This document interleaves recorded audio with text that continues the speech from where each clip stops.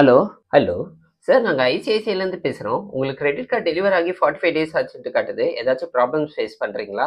இல்லங்க. இதுவரை நல்லா தான் போயிட்டு இருக்கு.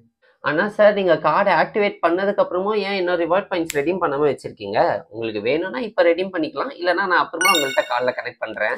ஃப்ரீயா தாங்க இருக்கேன். இப்பவே பண்ணிடலாம்.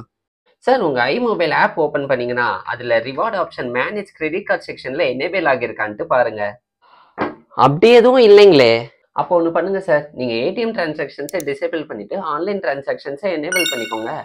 ஒருவேளை நீங்க கார்டை அப்ளை பண்றப்போ இந்த ரிவார்ட் ஆப்ஷனை செலக்ட் பண்ணலையோ, அந்த கேஸ்ல நீங்க என்ன பண்றீங்கன்னா login my card dot in slash ICICI வெப்சைட்குள்ள போயிட்டு ஃபார்மை ஃபில் பண்ணுங்க. வெப்சைட்ல இந்த ஃபார்ம்ல கார்டு டீடைல்ஸ்லாம் ஃபில் பண்ணிட்டேங்க.